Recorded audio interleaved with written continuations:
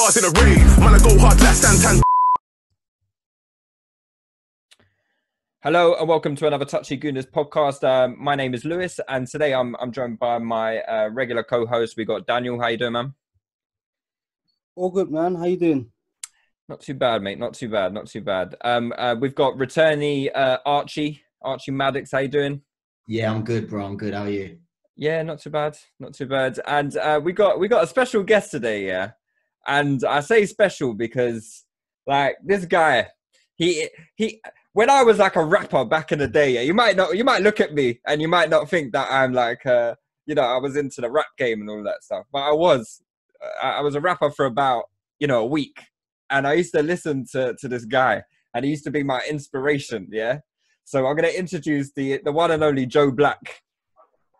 Yo, what's happening, lads? What's happening? How you doing? Arsenal legend, Joe Black. Yeah, man. Hey, Good intro, man. I'm humbled. It's nice to have you on the podcast, man. It's nice to be here. Before we start, we're going to be... let me actually plug a few things before we start, actually. So, as I've been mentioning a few times, we've set up a Touchline Fracas community on the Discord server. So the link will be in the bio. Get over to the Discord. We've got like so many channels where you can join, like for gambling, fantasy football. We've got all the club chats that you can join. So get over there. You can use the link in the bio. Gamble responsibly, bro. What's that? You gotta throw that in and gamble responsibly, man. Well, there's not much to gamble on at the moment. So if you're gambling on the virtual horses and all that, you've got your own problem with God. Do you know what I mean? So yeah, I suggest you fix that. But there's so much over there. So get over to the Discord channel. Obviously, this podcast will be on YouTube. So if you don't subscribe to the Touchline Fracas YouTube channel, then you're missing out. Also use the Touchline Fracas hashtag as well for the podcast. So let's get started. Today's topic, obviously we'll be doing these player profile kind of podcasts, these episodes. Today's player is Emmanuel Adebayor. Now, Adebayor, for me, and this isn't just because he left us for, Man City, and he did that ridiculous celebration when he scored against us. For me, he's one of the most infuriating players that I've ever bared witness to at not just the Emirates but Highbury as well. And I recognise that yes, he had ability. But there was something so I'm a podcaster. I should know what I'm talking about, but I can't get the words out. I can't explain to you how much he infuriated me. Now, Archie, you said before the podcast that you loved Adebayor, so you're probably gonna disagree with me on this. But was there nothing about him that just really used to piss you off? Oh, no. Don't get me wrong. He did. Yeah, he used to get me vexed every time I watched him. But there was just something about it. It was like he was like if Kanu was 20 when we signed him and not 40. It was like that kind of thing where he could run. I liked him. I liked him a lot. And he would wind other people up. And I think I miss Arsenal having a player that's just a nutter. And yeah, he was one of them. So I liked him. I didn't. I liked him when he played for us, even though he did piss me off a lot. Well, it's interesting that you mentioned the Kanu, because I think when he joined from Monaco, for about 3 million, like ridiculous transfer fee when you think about it. When he scored, probably over 50 goals for us. He signed for 3 million. He was actually labelled Baby Kanu, I think, by Wenger, which is like an interesting comparison. I guess like when you look at their tall, gangly stature, Kanu is an interesting comparison. But to me, he didn't have the skill level of Kanu. I don't know what you guys think. Joe, what was your thoughts on Adebayor as a player and what he brought to the table? Yeah, man. I think I would say he was a good player, because everything negative I've got to say about him is after he left us.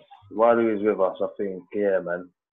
It was a time where it was a rough time. It was a rough time for us, and I think, yeah, man, he done well considering the circumstances, man.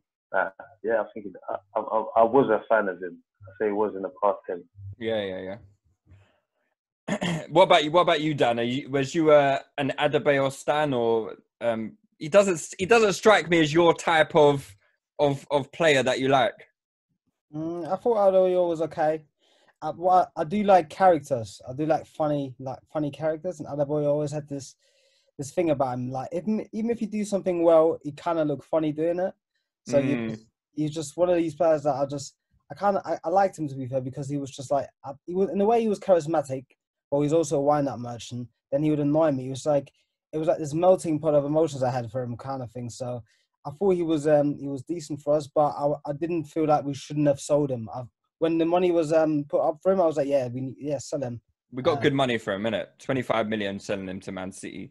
I think when he first joined, it looked like he was kind of like a bit out of his depth. I don't know if that's a fair criticism or not, but I remember a lot of the time, because when he joined, was it Thierry's last season that he joined? Or was it did Thierry have 2 seasons with him? I can't remember. Nah, he had like 2 or 3, because remember they had that celebration where they danced together. They may have had two. I don't think it's 3, because the 3rd season is when he clapped 24 goals, and that was when Thierry had gone. So I can't remember when Thierry left, but I remember Thierry being so visibly annoyed by Adebayor. Like, Thierry used to hate Adebayor. They may have reconciled and, became good friends after that. But, I remember seeing Thierry on the pitch. He used to be like, this guy is not good enough for us. And I always found that quite interesting. Maybe that kind of shirks my judgment a bit on Adebayor, because I remember him being so players around him being so visibly frustrated with him as well. But let's talk about when he first joined. Does anyone remember when he first joined? Like from Monaco? Does anyone remember the circumstances? I think he came like midway through the season, didn't he? If I remember. Yeah, he came in January. I remember him joining, and I remember the first couple of matches, and I thought he was rubbish. The first couple of matches, I couldn't lie. I was like, "This guy, what have we done? This is the worst. This is Christopher Ray again. This is the worst thing we've done." Hey, Christopher Ray is a legend, mate. Yeah, don't forget he scored a very important goal for us in that 97-98 season. Nah, man. And that's Arsene Wenger's son. Remember, that's Arsene Wenger's son as well. Don't respect the big man. Don't disrespect the big man, yeah? No, I remember him coming. Was his first goal against Man United? I think his first goal might have been against Man United. At Trafford, I believe. Yeah, and he went past Rio. We won 1-0, I think. And that's when I was like, all right. Because I still can't understand how he scored the goal that he scored. I still don't understand. Physically, I don't understand. Do you know what I'm talking about? Where he hooked the ball right. It's like his foot had 2 joints in it, the way he hooked the ball. He was so awkward, man. He was so awkward. I think that's the best way to describe Adebayor. And I remember sharing your sentiments that when he first signed, I was just sort of like, I'm not too sure about this one. He wasn't, and I saw his goal scoring at Monaco, 18 goals in 78 games. I was sort of like, I don't know about this. When we signed Sanogo, he really reminded me of what Adebayor was like.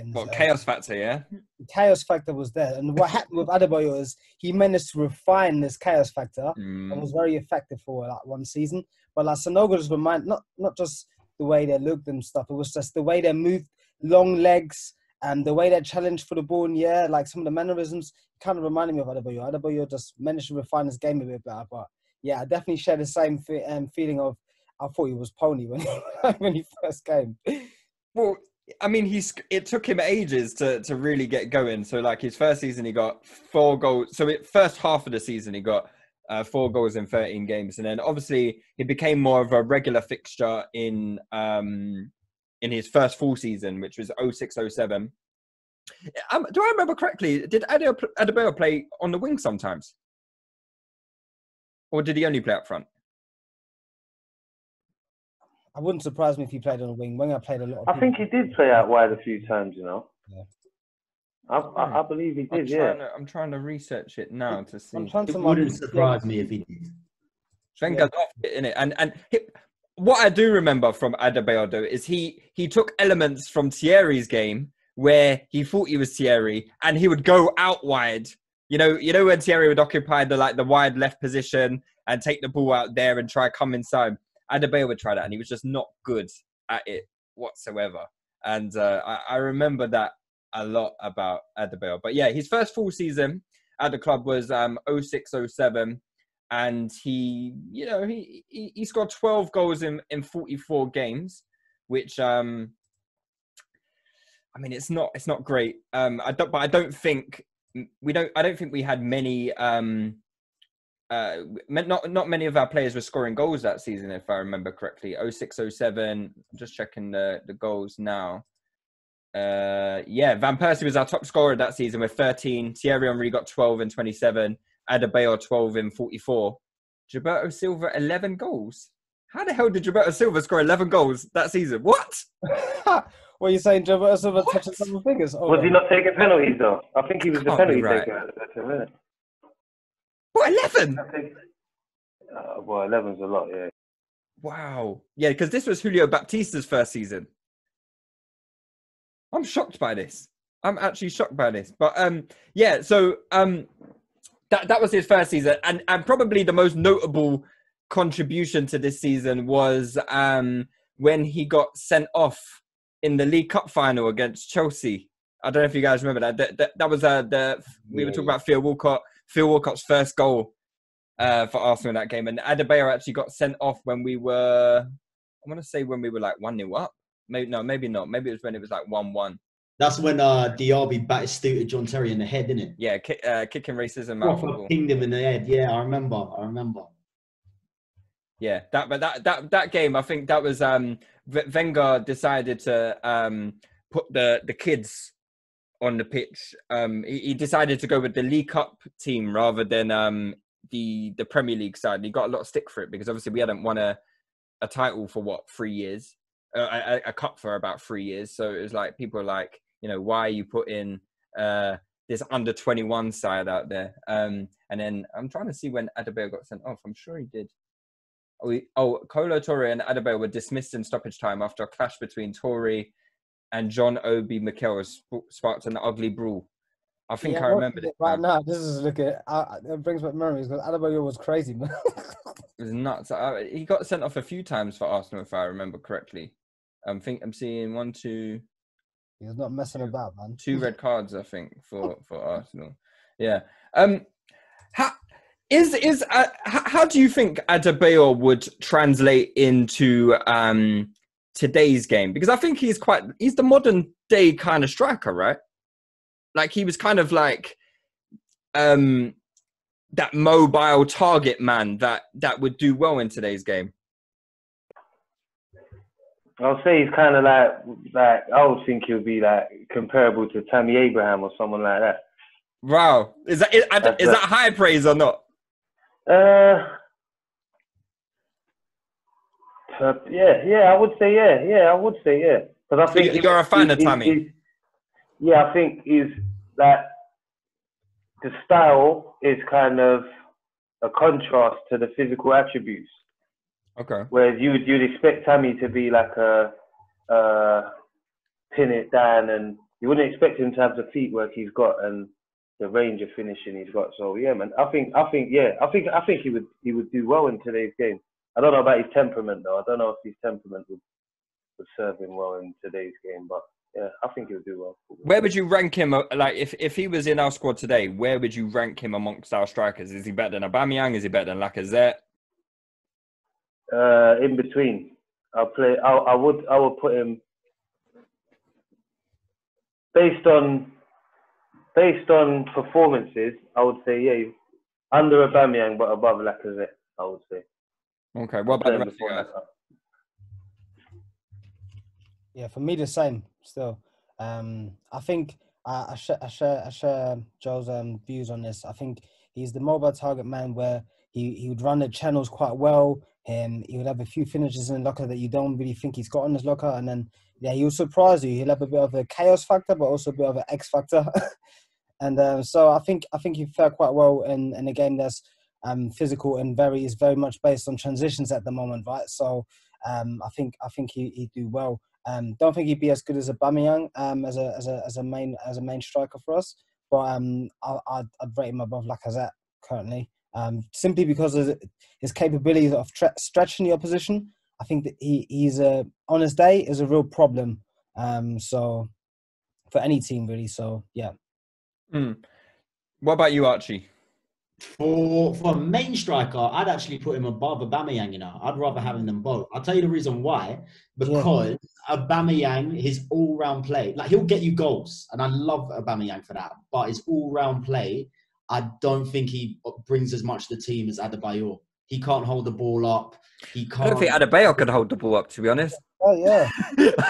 I don't think he was particularly good at it. Remembering Adebayor, I can't really remember. I just remember the goal against Tottenham more than anything. But I think, yeah, look at his touch for that.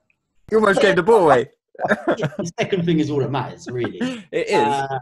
I think I like Aubameyang out on the left because I think he can use his pace more than if he's up front. People just drop back if he's the number one. So I'd rather someone like Adebayor up front, personally. I think he'd do well in the modern game. I think he'd do well in a team like Chelsea, the way they play. I think he'd do really well. I don't think he'd do nothing for Arsenal now. I think he'd do well at Tottenham, which he was at. So, yeah, no, I think he'd do well. I think he was kind of unfortunate when he played. Unfortunate when he played due to what? Due to he was one of those strikers that was kind of in between, like the way that Ozil is now in between two different times. If Ozil was around 10 years ago, no one would be chatting shit about him. But if he's around in 10 years' time, everyone would be like, we don't need these kind of players. And I think Adebayor, if he was around 5 years ago, just starting off, I think he would be a much more well-respected player than he was. See, I think with Adebayor, he's a bit of a 4-4-2 striker. So I think maybe a few years, like the generation before he came, he would have been very well respected, and he would have put up quite a few numbers. I think now as well, because the game is so physical and is really about stretching your opposition and making them hustle or hustling them hard. But I think for our football, for the football we want to play, we need a lot of technicians to make up for someone like Adebayor. But he can fashion chance by himself. One game I always have in mind when I think of Adebayor is, I think it was away even at the San Siro against AC Milan. That was where we won 2-0, right? With he was battering Nesta that game. It was. Do you know when you watch something like this? Is just ridiculous. It's like, listen, this is what happens when people say Maldini is like one of the best. Yeah. So he was basically transitioning. PMP, and that all comes into question, mate. Exactly. Like if they come to the Premier and battered. Let's be serious. Yeah, I agree, man. They came from a generation where the physicality wasn't as great as where we transition into now. But Adebayor already had this, and he was exploiting it. And I think he would do quite well in today's game, to be honest. So the game you're talking about was 07-08, right? That was when that was his main. That was his big season, right? That was his big season. When I say his big season, that was his big season of his career. Because, like, if you go through Adebayor's career stats, he hit 20 goals, not just in the league, 20 goals all comps once in his whole career. Bear in mind, this is a guy who's played in French Division 2. Yeah, he's played in Turkey for about 3 years, and now he's in Paraguay. Yeah, he's in Paraguay right now. I'd say he is like 36, but fair enough. You know, who goes to fucking Paraguay? But yeah, anyway, he's Hold on, was he a one-season wonder then? If we're keeping it up, I wouldn't say he's a one-season wonder. I would say actually no. I think he's a one-season wonder. He's a one-season wonder because his goal-scoring records after are distinctly average. Fine, he had one decent season at Spurs where he notched 17 in 33, which is all right. You know, 1 and 2, that's okay. But other than that, I'm not really seeing. I find his first season at Man City got 14 and 26, but other than that, I'm not really seeing anything particularly special about Adebayor and his numbers. But we can talk about his one-season wonder if you want. You know, Joe. I see. I wouldn't say he was much a one-season wonder. I think what it was with him is he, for whatever reasons, he didn't really settle anywhere. If that makes sense. Like after even like he had a one good, or he didn't prove consistency, because he had a good season at Arsenal, his best season at Arsenal. Then he started demanding crazy things. Well, crazy depending on who you are. I think it was crazy what he was demanding. And then from there, he never really. You mean in terms of money? You mean in terms of money or status? Yeah, whatever it was, money, status, playing time, ambition, whatever it was, he didn't. So he had that season where he scored 30 odd goals for us. Yeah. And he didn't capitalize on it and show consistency. Like, all right, I'm going to do it again to prove that it wasn't a fluke. Yeah. If that makes sense. Yeah, no, definitely. And then from there, it was just a merry-go-round. He went all over the world from there. I don't know where he went. Turkey. He's been. Do you remember when he went Real Madrid? Real Yeah, Madrid, that was exactly. bizarre. I don't know how he ended up at Real Madrid. Madrid do weird things like that, though, innit? Like where they signed Julian Fober on loan and shit like that. But I think it's an Arsenal thing, because I swear, did Bentner go to Juventus as well? Yeah, Bentner went to Juventus. Weird. I don't know what. It's weird, man. It is strange. But I think the season, I can't remember if it was the season. I'm trying to look at it now. I think, in the 2008 transfer window. So I think after he had the 07-08 season where he scored 30 goals, I think he had the opportunity to move, and then he signed a new contract. And I think, so it says he was linked with 30 million moves to Milan and Barcelona, but later signed a new contract. I don't know I can't remember if that's because we didn't let him go or if he decided to stay. I don't know. Dan, you're the one with the memory. I don't know. Do you remember? No, I don't quite remember this, to be honest. I'm trying to do some Googles now. Adebayor contract, Arsenal contract. Yeah. But yeah, no, you're right. The move to Real Madrid was a bizarre one. But just during the 07-08 season, what were besides the AC Milan goal, what were some of the highlight moments of that season for Adebayor? Like, can you guys remember any of the goals that he scored? Because that 07-08 season we started off like a house on fire. We were unbeaten until we lost to Middlesbrough at the beginning of December. And then we didn't lose again until March. So by March, we had only lost 2 games. We only lost 3 games in that league season. And they were away to United, away to Chelsea, and away to Middlesbrough. And we still fucking finished 3rd. You know, it was a strange season. Was that when Eduardo got his leg broken? 07-08. No, that was it. Yes, it was. Yeah, it was. That was the season where Eduardo broke his leg. Yeah, and I'm trying to see here actually. Did Adebayor? I'm trying to look at this run towards the end of the season. Adebayor just stopped scoring goals. Was he even playing? He must have.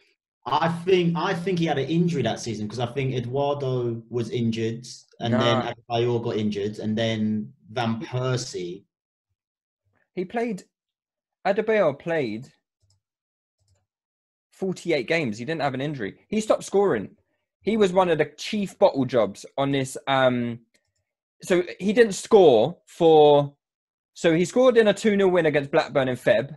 Yeah. And then it was the Birmingham game. Didn't score at home against Villa where he drew 1-1. Didn't score away to Wigan. Another draw. Yeah, another draw. These were games we drew 4 in a row. Didn't score at home to Middlesbrough when we drew 1-1. Didn't score in the away game against Chelsea where we lost 2-1. And didn't score against Bolton. Didn't score against Liverpool. And then finally scored at Old Trafford against Man United. But he went on like a 7-game run where he didn't score any goals at the most pivotal time of the season. And out of them 7 games, how many of them did we win? 1. Yeah, there you go. And that is why, my friends, Adebayor is trophyless as a player. Oh, he's trophyless, yeah? Yeah, never won a trophy. I think he won the Copa del Rey with Real Madrid. He never won nothing with City? Nope, didn't win anything with City. He joined City at a time, remember, when they were quite new. Yeah, They're cruising that playing for them when he joined, didn't it? Yeah. Didn't he have Tevez by that point, though? I thought they had Tevez and then Robinho come. I can't remember when they had Tevez. No, Tevez was later, no? I can't remember. These times, Tevez was at Man United. 07 or 08, because that was 07 or 08 was like Ronaldo, Tevez, Rooney, no? I think Tevez went from United to City. Yeah, no? so it would have been later on. They had Tevez later on. This was like when Man City were quite new, and so he's a runner-up for Monaco in the Champions League in 03-04, runner-up of the League Cup with Arsenal in 06-07, and then and runner-up of the FA Cup with Palace in 15-16, and he also won the Copa del Rey with Real Madrid when he was on loan. So yeah, never won a major trophy with a football team, whilst being at the start. I don't want to discredit him, but sometimes you just have to highlight a bit of context. So he scored 2 hat-tricks that year as well, and both against Derby. And then both games, the one game he scored 6 goals, the other game he scored 5 goals. So, yeah, I think he scored some big goals, but maybe this season is a bit overrated. Yeah, he scored away against Man City that season. He scored 2. He scored a double as well, didn't he? That was a good goal. I think the Spurs goal. That's the main. At White Hart Lane. At the 3 of them, we beat them 3-1. Yeah. I think that's the 2 he scored that game. Yeah, he scored 2 in that game. Yeah. But the volley in that game, was it that season he scored the volley? That was the volley. Yeah. I think that'll be the main memory of that season. That'll be the highlight season for him. We should be honest, that's my only memory of Adebayor. I can't even lie. That's my only thing. I'm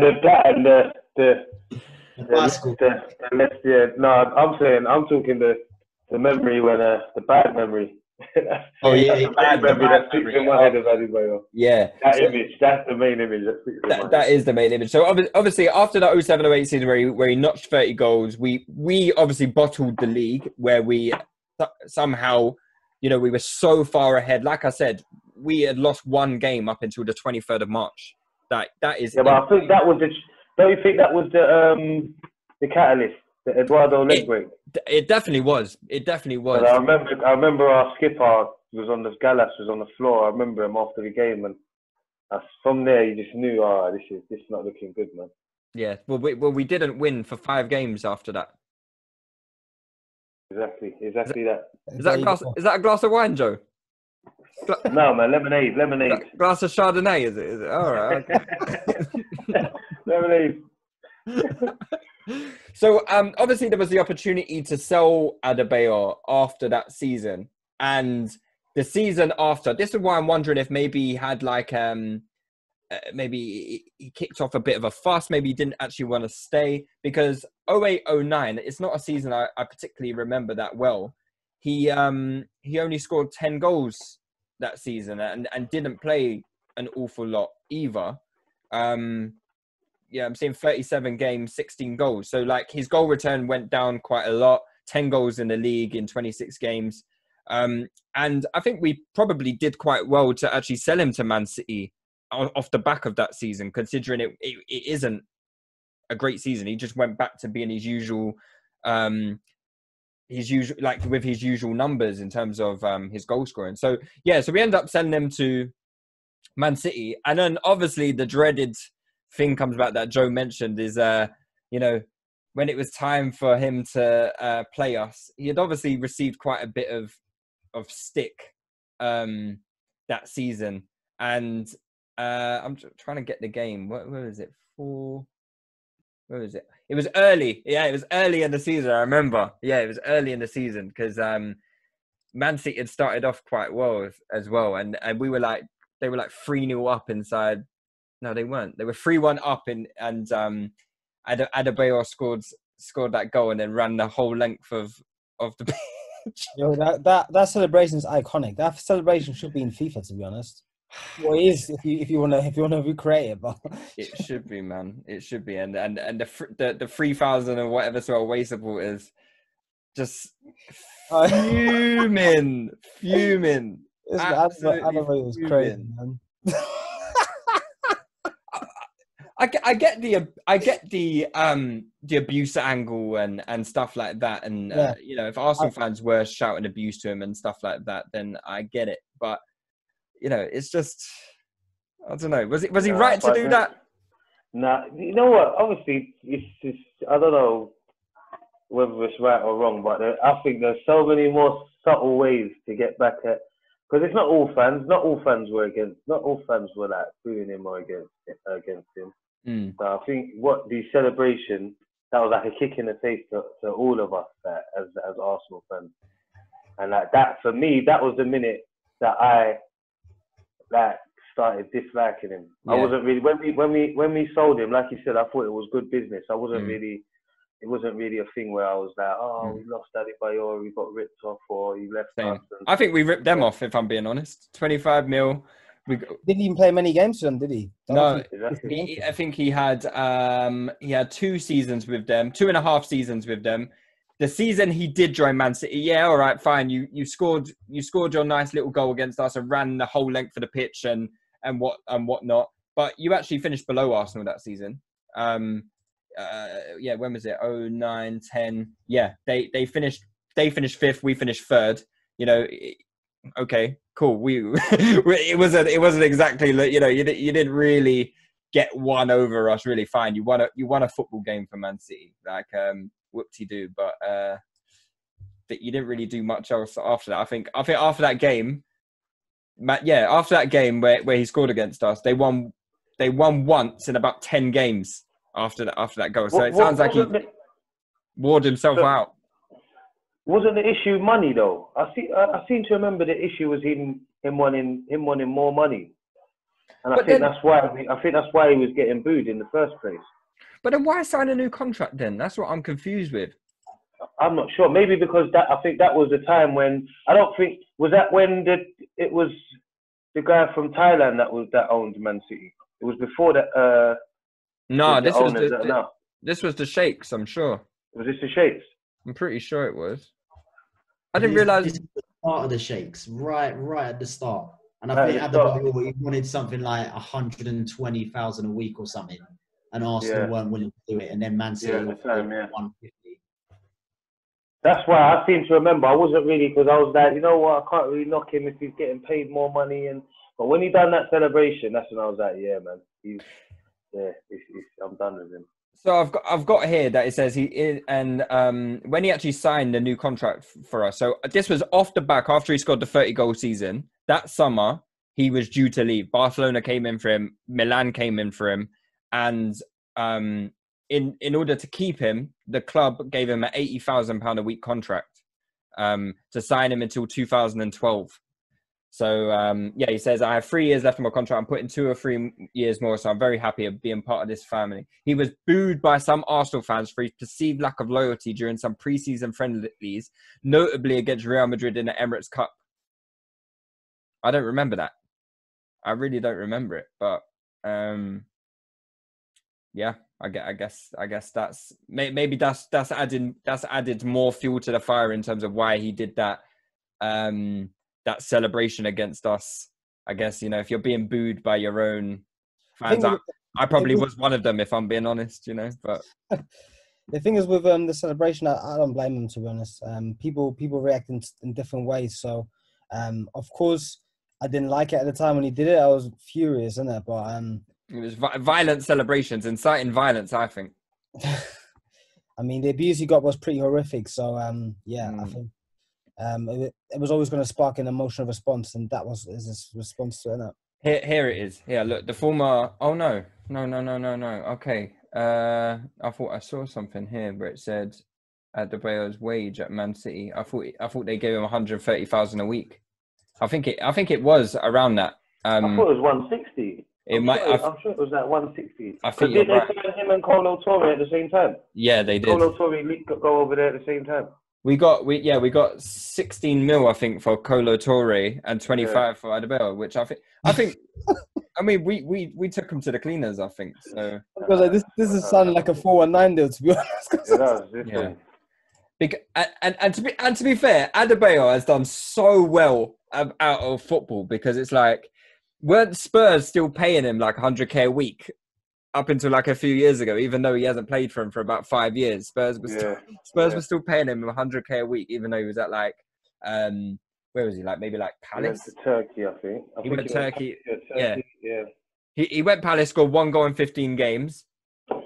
And then he went to, he was at Turkey and bottled the league in Turkey, I might add as well, actually. He was part of an Istanbul side who bottled the league in 17-18. And that's just the story of his career, really. Oh well, we always get the last laugh, don't we? So just before we finish on Adebayor, then how would you guys sum up his career at Arsenal? Like, obviously it's one of those Wenger signings where we look back on it now, where he signed him for 3 million, utilized him as much as he could, and then sold him for 25. It's another success story in terms of like how you should do business in when you're a football club. But like, just out of 10, how would you give Adebayor's time at Arsenal? This is tough now because no trophies and really only one outstanding season. If you're being very objective, it probably is capped at like 7. Probably capped at 7. Is that relative to like his ability? Like, are you taking that into consideration, or is you just?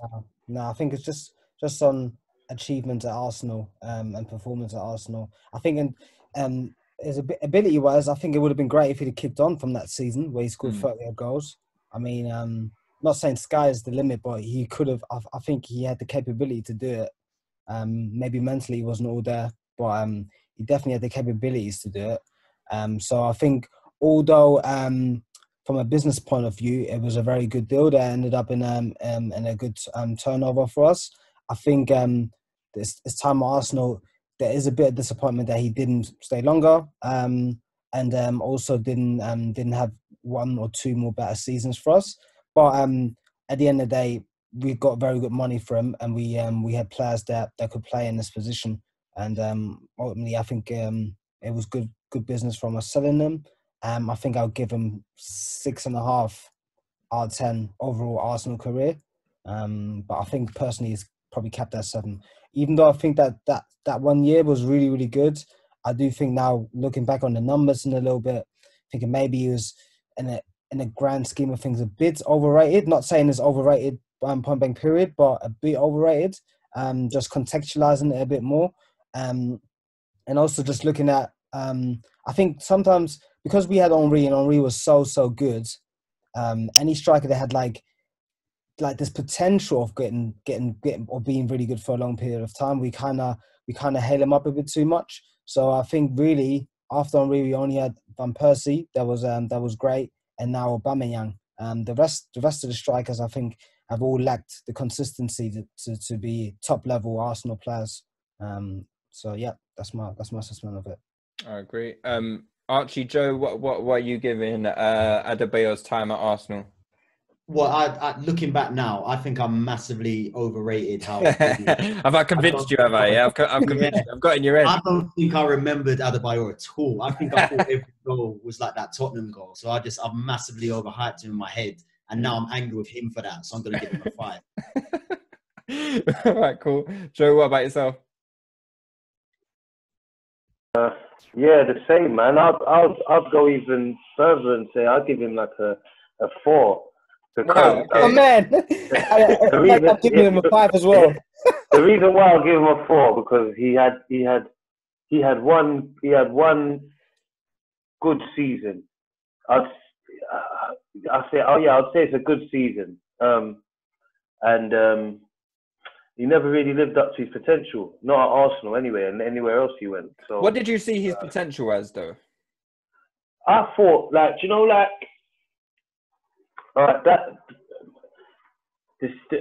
2007-2008 season, I thought he was going to kick on from there. I thought that was the beginning of something.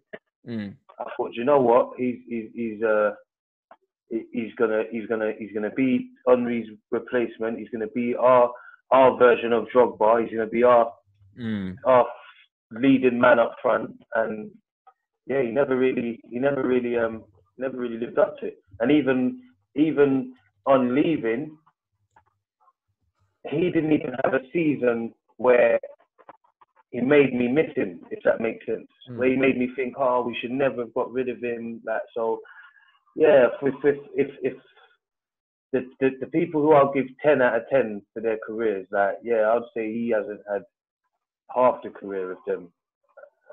So yeah, I'll give him 4 or 5 at best. But that little celebration at City, knocks down a point. So yeah, I'll say 4 out of 10. You know what? I'm with you. I dig this. It's just, I think. Do you know what ties in for me as well? That I gave him like a 6.5. That we got money for him. Like, we're so bad at selling, and we get no money for someone as well. And they're weren't really great for us. At least he had one season, and we got money for him. I'm giving him over 6. But I think on the whole, I'm leaning towards more what the boys have given them as well. Yeah. I mean, I didn't think he was that great, if I'm being honest. And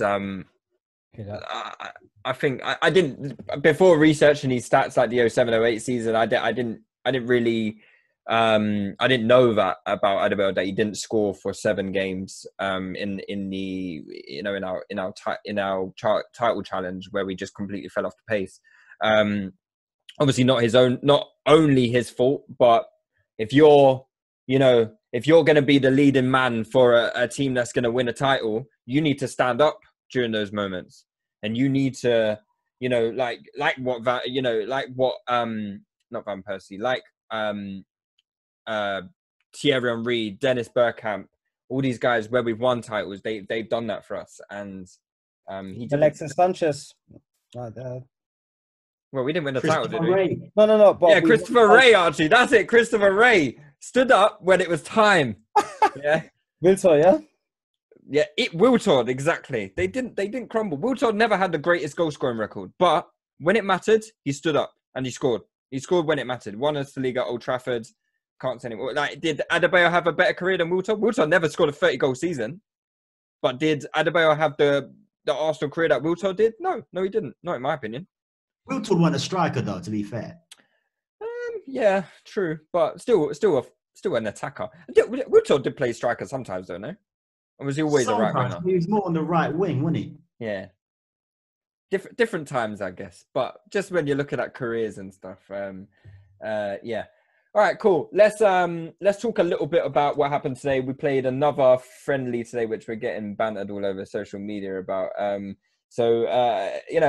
was very confident that we'd get top 4 after smashing Charlton 6-0 the other day. But now I'm feeling a bit less confident now that we've lost to Brentford today, 3-2, and even less confident watching the highlights. And I was going to say, let's see the highlights, yeah. Oh God, yeah. The goals that we're conceding, we're a bunch of jokers, aren't we? Joe, did you see the highlights?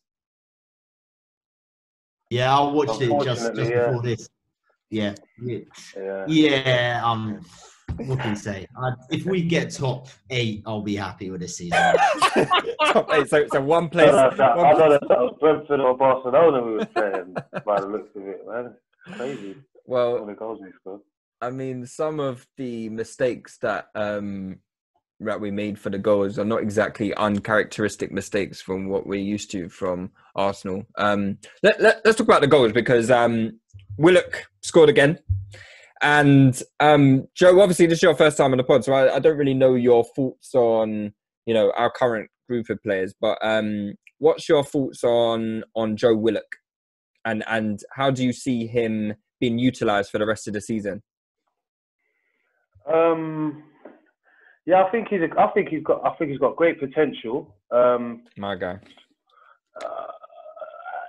In regards to this season, I think I would say theoretically, I would like to use him as an impact player, but given some of the performances of our midfielders and that, I think the lack of creativity and someone that drives, like a Ramsey, someone that takes the ball and drives with it, that you might have to play. But I think that playing without the crowd's a blessing, because I think a lot of the pressure comes from us as fans, and maybe that will give him a chance to play without the pressure and develop and do his thing. But for the future, definitely, I think he's definitely a promising one for the future. Mm. I think what is interesting about Willock is that what I like about him, I'm not going to sit here and wax lyrical about his potential because I don't actually think he's that great of a player, but I think what's interesting about him is his constant ability to be in the right areas to score goals. And it's a trait we're really missing at the moment. We're missing goal scorers. We're especially from midfield. Like, no one's scoring goals from midfield. You know, like I think Socrates is like our 5th highest goal scorer this season. You know, and he's got 3. He's got 3 goals. Willock is up there with our top goal scorers, and he's barely played. You know, so I think, yeah, it's friendlies. He scored 2 really nice goals in these friendly games, and I think it's he's got that ability to just be there in the box, arriving late in the box. Something that, like you said, Ramsey had that just that knack of being on the end of, you know, that cross into the box, or, you know, the pass on the edge of the box or whatever. And he seems to be a decent finisher. Yeah, he's missed a few chances, but in front of goal, he don't shit the bed. He's got an eye for it.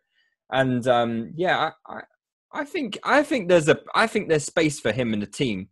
Maybe not starting, but as someone who can come off the bench and, you know, when we're looking to push for a goal or whatever, I can see him having some impact personally. But just in terms of today, are you guys worried that we're losing and making these mistakes? Because I'm looking at Luiz doing kick-ups and getting robbed on the halfway line. I'm seeing Lacazette being ran off the ball, and, you know, and Rob Holding get one step over, and Rob Holding's being sent to fucking Bolton. And then Maitland-Niles like dilly-dallying again on the edge of the box. These are things that we've all seen from these players that, you know,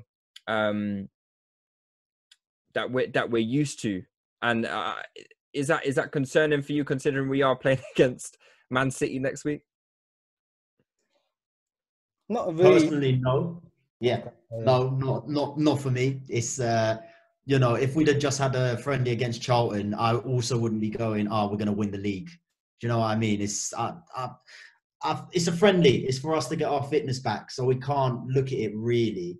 Some of the, like, I was watching them, some of them weren't even running. So, yeah, I'm not concerned. Yeah, I think obviously we saw the goals and some of the highlights, but it's just the preparation. And I think they probably didn't take it very serious. I mean, the Luiz stuff was ridiculous. Those keep you ups.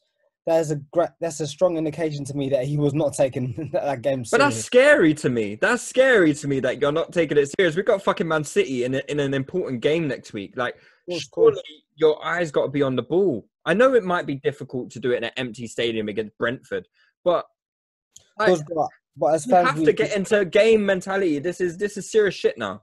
Of course, but as fans, we just have to take it easy sometimes.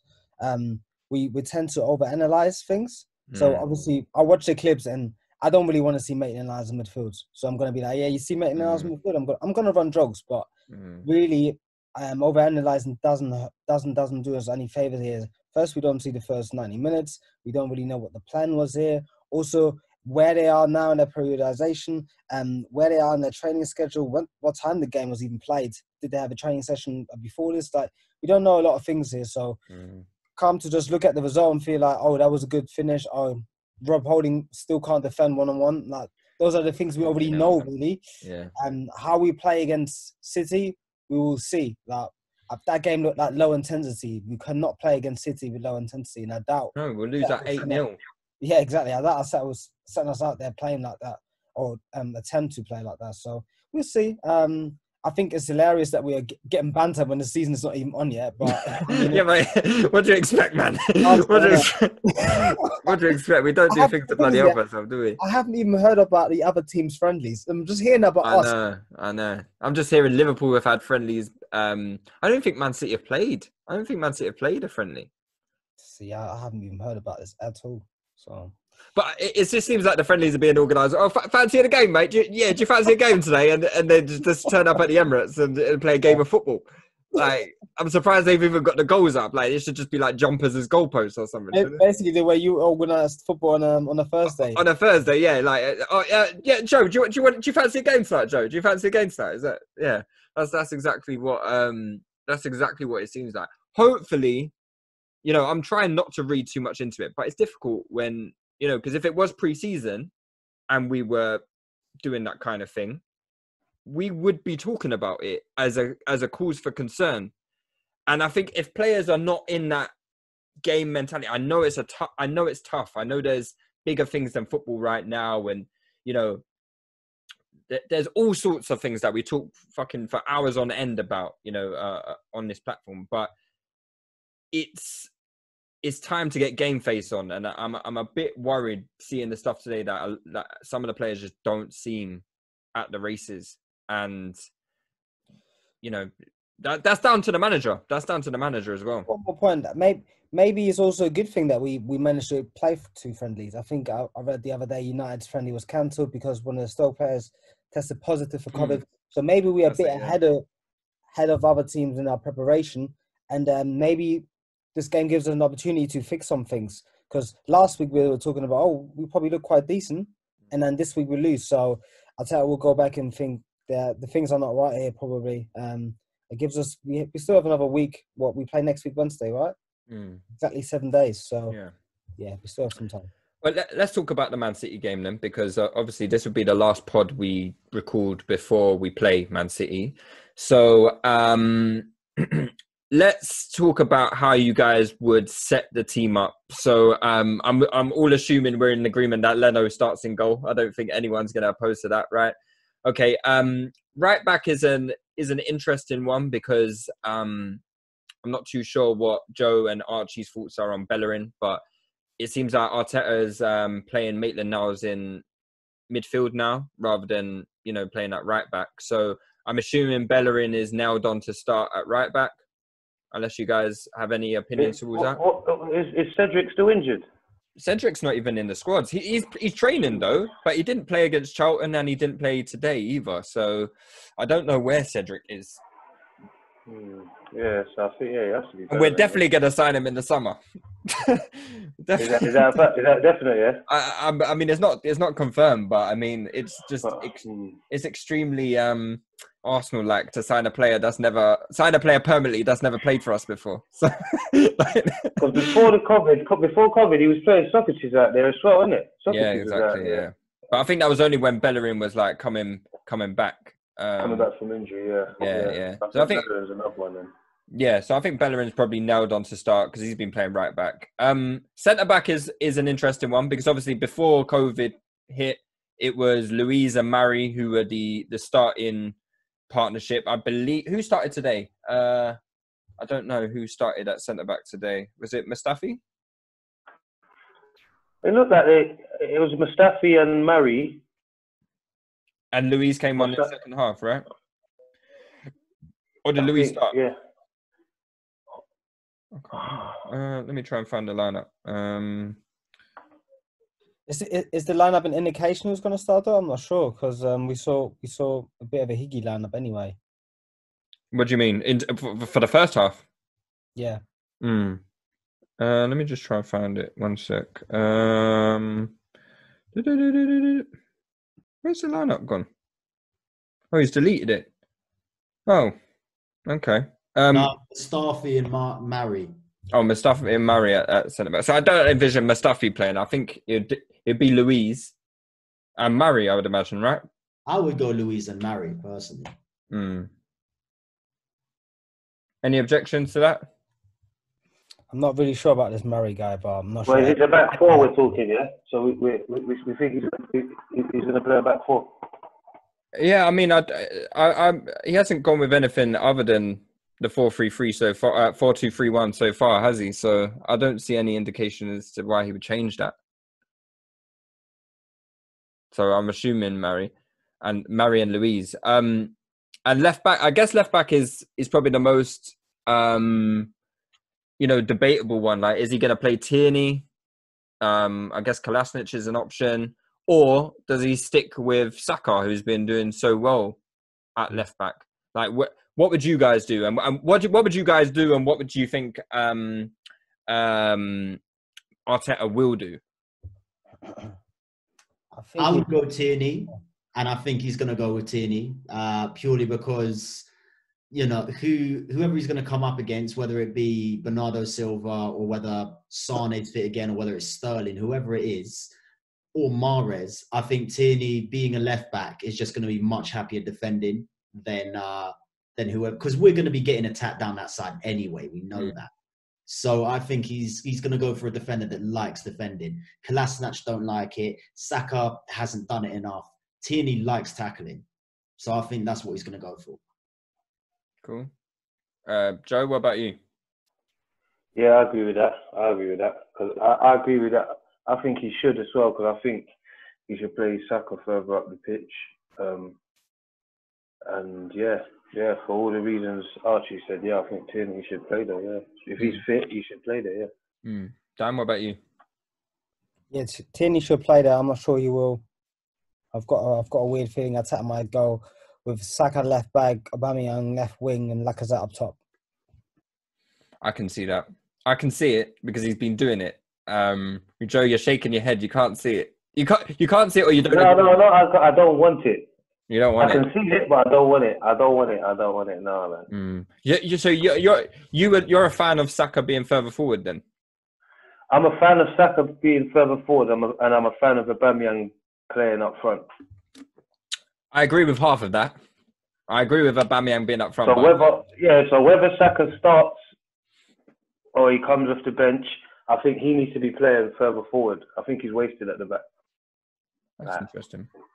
That's interesting. Yeah, I personally think he should stay at left back. You think so? Yeah, because I don't know if he's got that, like, I don't think he has that X factor that's going to make him like a top winger that we need. You got to remember, he's the kid. He is. He's still in infant stages. He is. So is Sancho. So is Callum Hudson-Odoi. Yeah, but they're special cases. But that's what we need, though. But no, Sancho. Hudson-Odoi, I would have put Hudson-Odoi in the same bracket as Sancho at the moment. No, I don't. No, I don't think they are. But I would say that they are better wingers. They're more accomplished wingers than I would say Saka is. Hudson-Odoi, maybe he's more skillful, he's more flary. Effectiveness, I'm not sure. I'm not sure. Saka's more effective than Hudson-Odoi. But would Saka be as effective as a winger as he is as a left back? Because I think it's easier to be a left back. For in this current setup, we know he's going to get on the overlap. We know he's going to get that space. As a winger, you're not necessarily going to be able to do it because we see how Aubameyang struggles out wide, man. Like there's no reason. Like obviously, there's a reason you want Aubameyang up front is score goals, but there's also the other side of it that he's completely useless on the wing. And it's not easy being a left winger in the Premier League. It's very difficult being a winger in the Premier League because you're not afforded the space. And how old is Saka? 18.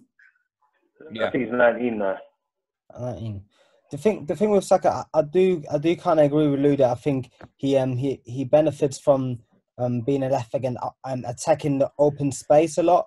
But I feel like he has some skill and he has good physical capabilities. Who could become a bit better with age as well within the next 2 years. That maybe his ability to create separation will improve. And if that does improve, then I think he can be quite an effective winger because he is someone that will go past his man and whip in a very good cross. We've seen his cross. His crossing is accomplished. It's not just head down crossing as well. So I'd like to actually just him having the chance playing there because really he hasn't had many chances playing there. He's been put in the team as a left back and he's done really well. And they say his main position is left wing. At the moment we don't really have a left winger. So I know Aubameyang plays there, but I think he should play up top. So I don't know if City is the game to experiment though. Hence why I believe Arteta will play him a left back, Lacazette up top, Aubameyang left wing. But going forward, I'd like to see him give opportunities there. And if he doesn't impress like he did at left back, then maybe that position is not for him. But let's see before we say no, it's not going to be a thing. Yeah, I think I'm gonna revise a little bit in terms of like my initial statement. I think it's my initial statement like a few months ago when Saka first burst on the scene was that I don't think he is good enough to be, you know, a left winger. I think he's surprised me a bit of what he's capable of, and I think a lot of it depends on, like you said, like how he develops physically, and he's a pretty impressive physical specimen as it is for his size. Like he's pretty impressive for an 18-year-old, but obviously we're talking about men's football. We're talking about big man football. Like it's not a joke out there, innit? So I'm interested to see how he gets on in that regard. But I would give him a try at left wing. I really would. I think I would go Tierney and Tierney at left back, and I'll try Saka at left wing because I think he deserves the opportunity to do it.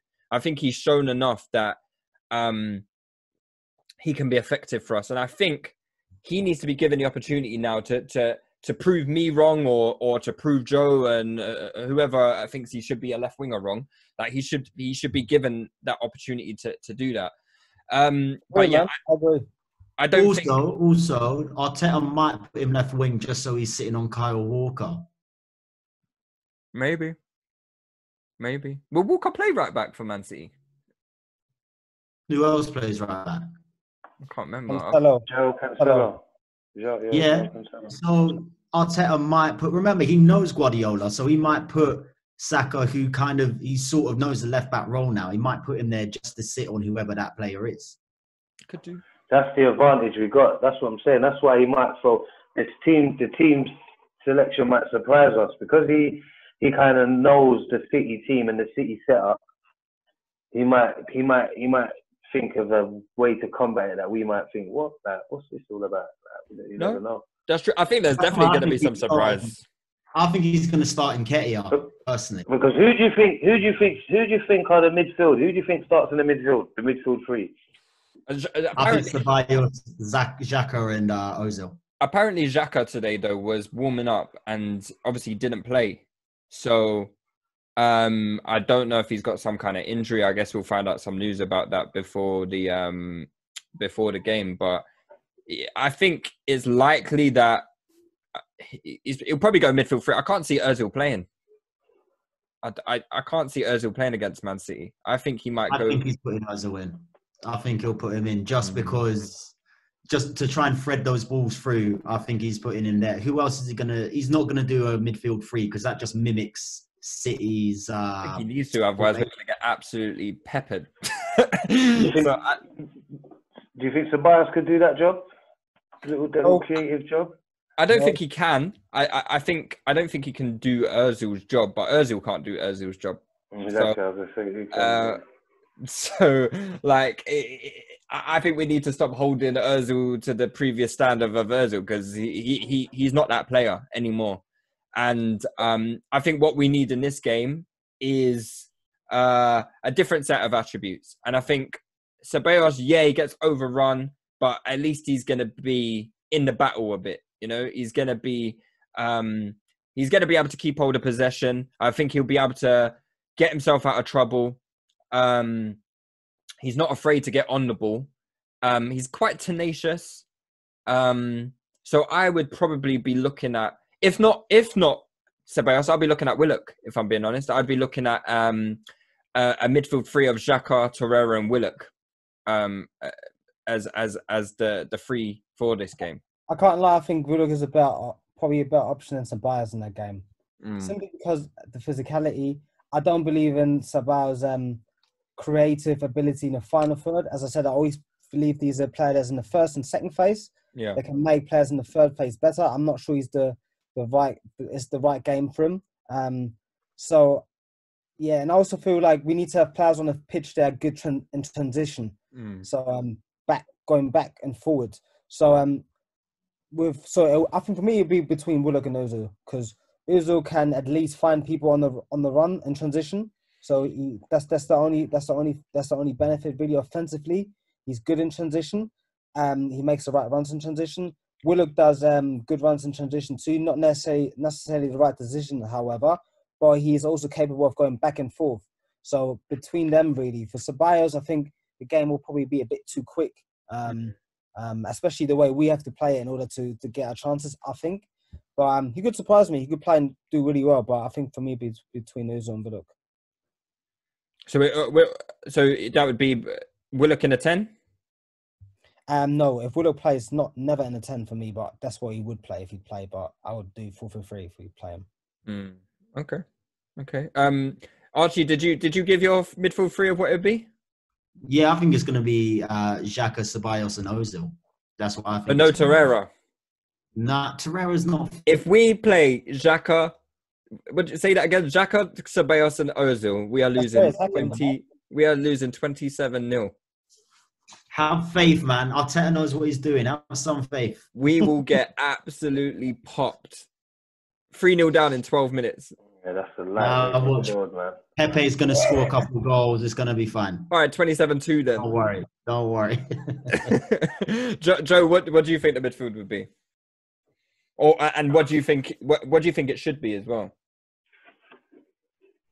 I would play Xhaka, Torreira, and I think I'll start Ozil. Yeah, I'll start Ozil. I'll risk his shortcomings for what he brings, or what I'd hope he brings potentially. Can you remind me what he brings to the table, please? Because I don't know. I don't know. His vision.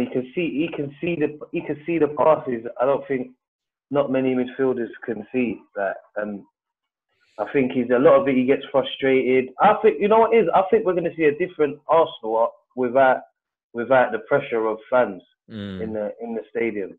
I think we might see a different Arsenal because I think that's where a lot of players, I think, get frustrated with the fans when they think, you know what, I'm giving it my all, and fans are getting frustrated. So I think without the fans, it'll be a different game, man. So hopefully Ozil turns up, man. Hopefully we'll see him smiling, threading through the balls for the front three. Man, I hope we do. I hope we do, but we know Ozil's never turned up for a game outside the M25 since he's been here. So Manchester's quite far outside the M25, as you guys might know. So yeah, can't see it, lads. But this pandemic's been a time of reflection for everybody. Let's hope he's watched some old videos, some old Real Madrid videos. And, I mean, he's had a lot of time on his hands to do it. So I'm hoping, but can't see it if I'm being honest. Obviously, right wing is another problem position because obviously we've got Nicolas Pepe, who is an interesting player. From the lineups that you guys have described, obviously, some of you have gone Saka at left wing. So I guess that depends if you want to play. If you still want to have Lacazette in the team, would you move Aubameyang to the right wing? Or would you just put Aubameyang up front? If not, then Reece Nelson is an option as well, who could play right wing, which I would not be surprised if Reece Nelson plays, because I think he's going to give you he's going to give you work ethic, and I think that's going to be very important in this game, covering Bellerin. He looks sharp as well. If you watched him in the two friendlies, he looks sharp. Sharp. Yeah, I'm not surprised. I think the young players will be the most sharpest because they're the ones that have got, this is a real opportunity. They've been playing cage football, that's why. Yeah, they've been playing at Power League a lot, but breaking the lockdown rules. But yeah, I think Nelson. It really wouldn't surprise me if Nelson plays. I think Nelson will play. Actually, I think Pepe will be on the bench. I think it would be a bit of a liability for this game. I don't think he should play. So yeah, I think Nelson will play. Archie, you're shaking your head. Archie, talk your truth, man. I see you. As much as annoying as Pepe can be, I think his unpredictability, it would just be, I think it'll be perfect for this kind of match, especially where there's no fans. No one's going to be screaming at him. If Bellerin is there as well, overlapping, I think Pepe can come into his own. This is vegan Bellerin. He can't get off the pitch anymore. I think Pepe will do it, man. Like, trust me. Next season especially, Pepe is going to be the guy. But I think up front it's going to be Pepe. I think it will be Nketiah and Aubameyang on the left. Okay. That's what I think. And Because Pepe, right, I'm Pepe on the right. yeah, because It's very attacking, Archie. It's very, very attacking. Nah, but the amount of speed there, he will know. Arteta will know that City like to squeeze up the pitch. If they've got someone, if Xhaka's back there and they win the ball, Xhaka can just boot it up there. All three of them look squeezing through. Xhaka just boot it up there. Fucking hell. Oh, we're going Sam Allardyce football now, are we? Yo, we need to do what we need to do, man. We ain't got no technicians anymore. Just boot the ball up and run it down, man. That's what we need to do. Can't argue against it. Joe, who would you go right wing? Yeah, I'll go Pepe, man. I'm a big fan of Pepe, man. I think. God, I'm recruiting the wrong guys here. I need more guys. No, listen. I just think like hopefully he obviously he hasn't started firing on all cylinders yet. But I just think he's just a beast just waiting to be woken up, man. I think once he finds his feet, he actually, when I watch him, he actually looks like he's like a kid that's just landed in England. He's just confused about his surroundings. Like, what's going on? What is this, all this, that? But I think once he gets settled, I think he's going to be a problem, man. Some of the things I've seen him do, it's just wow. I just think back to like even down to Henry's first half of his first season, Drogba's first season. Like I think we got so used to people hitting the ground running that we kind of expect it with every player now. And I think Pepe I think he's definitely got the ingredients, man. And you think he's going to start? I think he should start. Yeah. I don't know whether he's going to start. I don't know what condition everyone's in right now. So ideally, I think he would start. But Nelson's a good alternative. Like Archie, he's looking sharp, man. I see him. He's definitely looking like he's been keeping in shape, and he's another one that could start. I wouldn't mind either of them. Personally, I would want Pepe to start just because I think he's capable of a moment of magic. But Reece Nelson will give you 90 minutes of work, or however long he's on. He'll work for every minute. So yeah, either way, man. Dan, sorry, go on. No, I was going to go on to strikers, but yeah, I think it's still on the wingers, isn't it? Yeah, I mean, yeah. Dan, who you going at right wing? I'll go with Pepe. I do think Nelson was quite good. The way we used Nelson, I think it was the Chelsea game. Yeah, he played quite well. We played right wing instead of Pepe, and we played a good 30 minutes.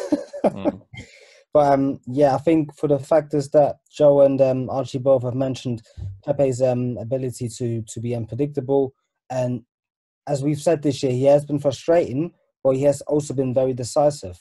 So I wouldn't say very. I'll take the very away. He has been very decisive for us because when he hasn't played, we haven't won games. But then he's played and he's won games.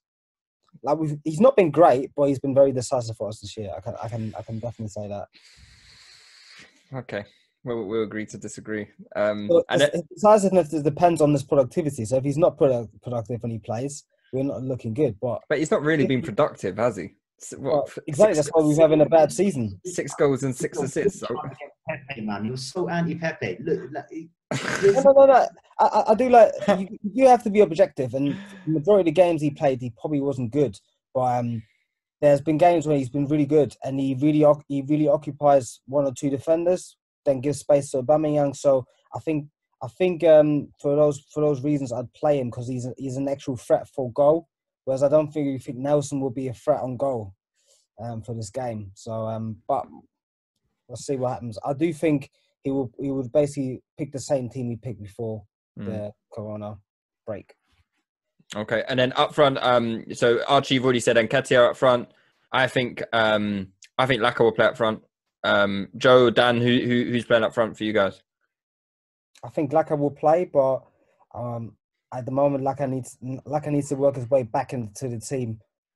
Scoring these 2 friendlies might be a way of doing that, but for me, I'll pick Eddie as well. What about you, Joe? I think Aubameyang has to start up front, man. I think he has to. I think he should. But I just don't. I think so. Yeah. Lacazette he's for me, he's one of the most frustrating players at Arsenal at the moment, man. Because he's definitely a player that's not realising his potential. I think like he's scored the goals like half of the goals he scores, you don't expect him to score, and the goals he's expected to score, he misses some sitters. I don't know, man. I get frustrated with him. I don't. Anytime I see Lacazette on the starting lineup on the team sheet, I just think, yeah, this is not going to end well for us. You're pushing our best striker out wide to accommodate Lacazette, and Lacazette's not even delivering. It's not even like he's delivering. Even if he was delivering, I'll still have half an argument to say, but why are we playing our best striker out wide? But he's not delivering. I mean, again, it might be the fans. He might be a different Lacazette. But he don't score away from home, so it's not the fans. So, I don't know. Lacazette's just got issues. He's just. The image I got of Lacazette is that same image. It's like after his shot, he's always got his hands on his hips, or he's blaming the grass, or he's saying that he's screaming for a corner when there was no defender near him. Yeah. I think Lacazette's got to go, in my opinion. But 100%. Swap him for Partey and call it a day. Let's do some listeners' questions then before we finish. Actually, I wanted to ask you guys one question before we do the listeners' question. I don't think we got a listeners' question about it. So, actually, did we do this last week, Dan, where we spoke about the 5 subs and whether it would improve, like whether it would be a problem for us or whether it would be whether it would benefit us? I'm not sure. I think we might have. I think we might have talked about it already. Okay, I remember talking about it in the group, but I can't remember. I don't really know. I think there were some points mentioned about the squad depth, and it really benefits a team like City. They have a lot of players on the bench with good quality. Maybe Arteta we'll start getting the subs right if he has 5 of them. So. Yeah, maybe. I think it's going to be an issue for us, but we'll do some listeners' questions anyway. So I've got quite a few about Adebayor actually. So right, let me start from. All right, here's one about today's game. He said, "Alds first asked Ainsley Maitland-Niles finally got his chance and started in centre midfield in a friendly and a pivot, but also got into good attacking positions and got an assist for Laka's goal. Do you think he can make that position his?" I didn't think it was Ainsley Maitland-Niles with assist. I thought it was Nelson. No, that was the game. That was the game before. I think this question is from the game before, not the Brentford today, innit? Yeah, you sent it. Oh, right, that was Nelson. Yeah. Yeah. All right. Yeah, he sent it at 10 o'clock this morning. I apologize. All right, cool. Maybe he wouldn't have answered this question then if he saw Ainsley Maitland-Niles' mistake today. But yeah, he got his shot. He's had his chance in midfield, which is interesting in itself because we were probably thinking Ainsley Maitland-Niles was done at Arsenal. And he may still will be after today's mistake. But it's interesting that Maitland-Niles is playing. I don't think it means he's going to play against Man City in midfield or anything like that. But Dan, what are you thinking about Maitland-Niles? Is this like an avenue back for him in the team? And is this Arteta bowing it to his demands somewhat? I'm not sure. I really am not sure. I think Maitland-Niles, as I said a few times, should dedicate himself to become a right back for Arsenal. I think given Bellerin's decline, he really has a chance to cement that spot in the first team. He obviously doesn't seem keen on it. There seem to be some issues with Arteta. I don't know. I think what I'm reading as well in the media is it looks like his days are numbered at the club, but it's a good sign that he's playing. I'm not really a fan of him in midfield, to be honest, which I've always said. Right back or boss, really, for me. So let's see what happens. But I think it'd be a bit harsh for Arteta to completely not play him and stuff like that in friendly. So that would be really mean. So I think he probably is just playing to fill in the gaps and manage everyone's workloads to some degree.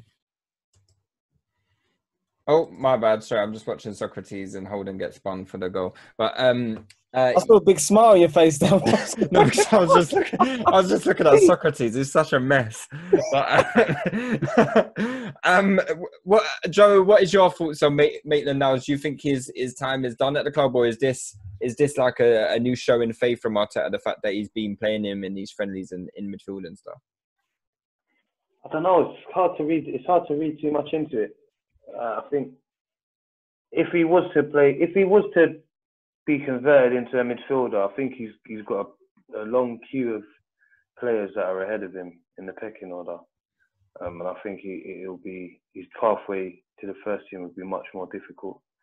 I haven't really seen much of him in action in centre midfield to make a judgment, but I think at right back he looked capable. He looked like he had the basics to work on. But yeah, I thought his career was done. I still think he's surplus to requirements in Arteta's eyes. But who knows? I just find it interesting that he is playing. Like Arteta doesn't have to play him. It's all I want to know is where's Guendouzi? Where's Guendouzi when all this is happening? Guendouzi played today. Did he play today? Yeah. Yeah, he played today. Came on the second half. Okay. Yeah. He's another one that could be surplus. I like him a lot, man. I like him, man. I think he's on the right track to being the top player, man. I like him, man. I like his confidence. I don't think Arteta likes him. Nah, he's a maniac, man. We need to keep him. He winds people up. I love him. Like, just a little nutter in the middle of the park. We need one. Yeah. His confidence he tries to risky things. He's not scared to play it. Like, he's not trying to play it safe all the time. Like, he'll get better. He's gonna make mistakes, but he'll get better. He'll get better, man. I like him, man. I've got time for Guendouzi. I do. I wouldn't sell him, but I don't think Arteta likes him. But yeah, okay. Let me find another listener's question. We'll do a couple more before we wrap things up. So,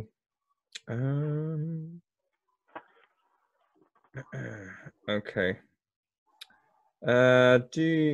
Oh yeah, here's one from Archer86. He says, "Do you think Arteta will make better subs now that he can make 5 if we get to a point in the season where match fitness isn't an issue?" No. I don't think he doesn't exactly have many options available to him to make particularly great subs, does he? It's like, but surely it gives him like a bigger percentage to get it right, more of a chance to get it right. You know, when you're thinking there's only 3 subs I can make, if that, you've only got 3 shots at it, 5 shots at it, surely he's got to get it right if he's got 5 shots at the target. We can hope. We can only hope. yeah. But is that Arteta problem or is that Arsenal problem in general since Wenger left or Wenger's later years? Don't you think Emery had the same problem? Oh, Emery was awful. Emery had Emery actually got the subs right. It was team selection that was wrong. One stage, his second half was better than his first half. Yeah, he was making the right subs at half time. He was just like, why didn't you start that way, you prick? But yeah, all right, cool. This is from Not a Winger. He asked thoughts on Adebayor saying he won't donate to his country. When did Adebayor say that? Adebayor, if I speak, I'm in big trouble. Adebayor, he's a funny character, man. He said a few of these outspoken. I will not donate. He said a few of these, like, kind of, what did he say? I didn't bring coronavirus to Togo, so why should I be donating? Hey, this guy, man. Didn't he, have I made this up? Didn't he get robbed by his cousin and his brother one time? Yeah, I think he's had issues. I think his brother or something like that, or he used to beef his own mum, I think. Yeah, his mum. Yeah. Wait, did he actually say these things? I thought it was a parody account. No. Confirmed? Did he actually say this stuff? Yeah, he says it. Wow. His brother or something like that, or his stepbrother or something, wrote to Real Madrid saying, "Please do not extend his loan deal." They got what they wished for. They got what they asked for, right? Yeah, I mean, he's He's a funny character, man. But you know what? It's his own money, innit? Like, it's his own money. He can do with his money what he wishes to do. He's an incredibly wealthy guy. He's made more money out of football than 99.9% of footballers who have played the game. So, and we're talking about his career. He hasn't really achieved much, but financially, he's do whatever he likes, man. Yeah. Yeah, he can do whatever he wants. Have you guys seen that clip of him? Why are you doing charity? Have you seen that? No. Hey, let me play it for you guys. And tell you why you're not doing a charity. For God's sake, why are you asking me to do charity? I do what my heart asked me to do, not what you people will ask me to do. So I hate it. It's like if I have 10,000 in my pocket, you just come across someone on your page or on the street, and the person say, "Oh, use that 10,000 to do something." Whatever you have in your pocket, use it as you wish. That's not like that. He's a legend. He's a legend. To He's just a baby boy, man. He's just a baby boy. Just trying to enjoy his life. I'm just a baby boy. Alright, nah, man. Adebayor's too funny, man. He's way too funny. He is. Let me do one last question before we wrap things up then.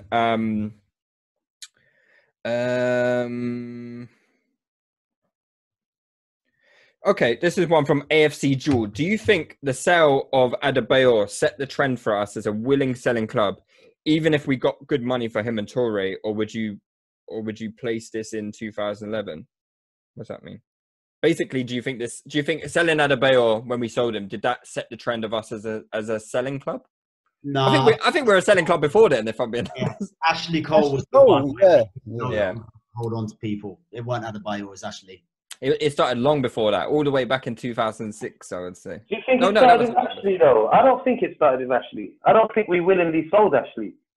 I think Ashley wanted to leave. I think a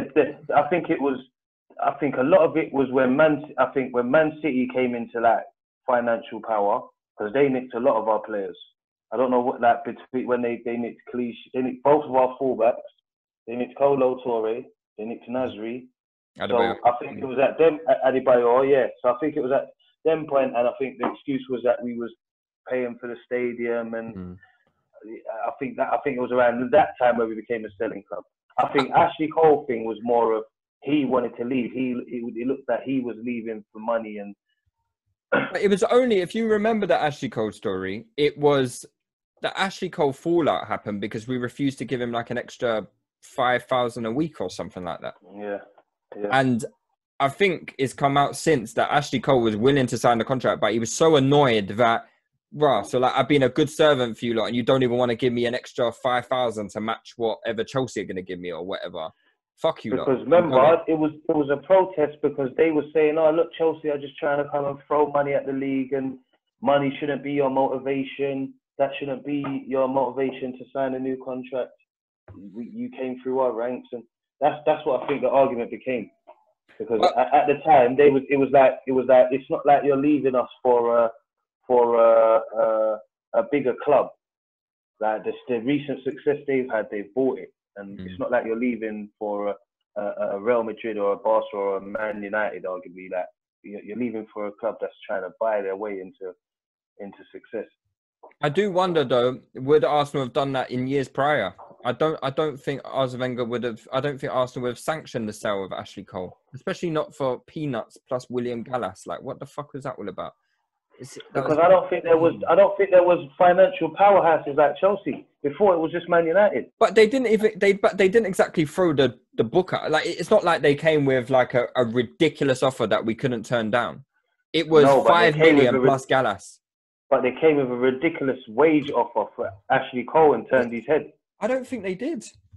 I think it was only 5,000. I think it was 5,000 more than we offered him. When they're signing on fee though. No. Well, yeah, there's always. I don't remember. That's where he got the name Cashley from. Like, you left for cash. You literally left for money. But if it's only 5,000 a week more, it's not exactly it's not really an argument. If it's only 5, I didn't know that it was. If that was the. I'm pretty sure it was only. I'm pretty sure it was. Chelsea. Arsenal. I'm trying to find out how much it was for, but Yeah, Ashley Cole explains why he left at Arsenal for Chelsea. Says here, oh, it's a bloody video. Don't want to. Yeah, no, that's when he said he left because the winning mentality was gone. That's bullshit. Oh, okay, but yeah, you just won the league, no? What the? All right, cool, lads. Let's leave it there. We've had a long pod. Joe, thank you very much for coming on the pod. I hope this is the first of many for you to come on. Yeah, definitely, man. Archie, it's been great having you as per usual. Thank you, bro. Enjoyed it. And Dan, of course, we'll be back next week. Hopefully celebrating a win against Man City, but Come on. I can't see it. But yeah, guys, remember to sign up to our Discord server, use the hashtag, and subscribe to our YouTube. And we'll be back next week. Cheers, guys. Yes. Yeah. Yo. Alright, you man. When I spit bars in a rave, man, I go hard like Santan.